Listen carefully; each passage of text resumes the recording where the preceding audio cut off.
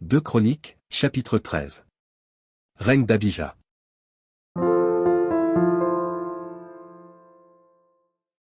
La 18e année du règne de Jéroboam, Abija régna sur Juda. Il régna 3 ans à Jérusalem. Sa mère s'appelait Mikaja, fille d'Uriel, de Gibéa. Il y eut guerre entre Abija et Jéroboam. Abija engagea les hostilités avec une armée de vaillants guerriers, 400 000 hommes d'élite, et Jéroboam se rangea en bataille contre lui avec 800 000 hommes d'élite, vaillants guerriers. Du haut du mont Tsémaraïm, qui fait partie de la montagne d'Éphraïm, Abija se leva et dit, « Écoutez-moi, Jéroboam, et tout Israël.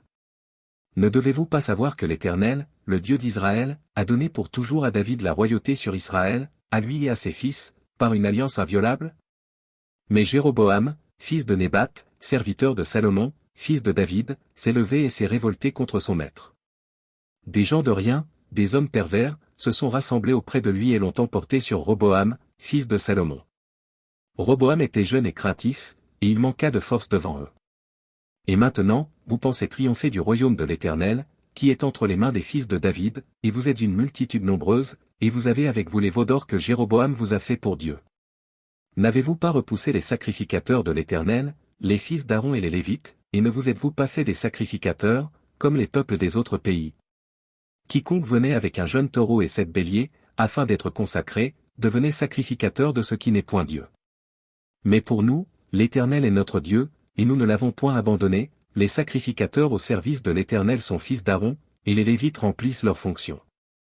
Nous offrons chaque matin et chaque soir des holocaustes à l'Éternel, nous brûlons le parfum odoriférant, nous mettons les pains de proposition sur la table pure, et nous allumons chaque soir le chandelier d'or et ses lampes, car nous observons les commandements de l'Éternel, notre Dieu. Et vous, vous l'avez abandonné. Voici, Dieu et ses sacrificateurs sont avec nous, à notre tête, et nous avons les trompettes retentissantes pour les faire résonner contre vous. Enfants d'Israël! Ne faites pas la guerre à l'Éternel, le Dieu de vos pères, car vous n'auriez aucun succès. Jéroboam les prit par derrière au moyen d'une embuscade, et ses troupes étaient en face de Juda, qui avait l'embuscade par derrière. Ceux de Juda s'étant retournés eurent à combattre devant et derrière. Ils crièrent à l'Éternel, et les sacrificateurs sonnèrent des trompettes. Les hommes de Juda poussèrent un cri de guerre et, au cri de guerre des hommes de Juda, l'Éternel frappa Jéroboam et tout Israël devant Abija et Juda. Les enfants d'Israël s'enfuirent devant Juda, et Dieu les livra entre ses mains.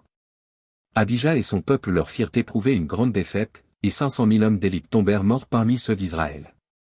Les enfants d'Israël furent humiliés en ce temps, et les enfants de Juda remportèrent la victoire, parce qu'ils s'étaient appuyés sur l'Éternel, le Dieu de leur père. Abija poursuivit Jéroboam et lui prit des villes, Béthel et les villes de son ressort, Jéchana et les villes de son ressort, et Éphron et les villes de son ressort. Jéroboam n'eut plus de force du temps d'Abija, et l'Éternel le frappa, et il mourut. Mais Abija devint puissant, il eut 14 femmes, et engendra 22 fils et 16 filles. Le reste des actions d'Abija, ce qu'il a fait et ce qu'il a dit, cela est écrit dans les mémoires du prophète Iddo.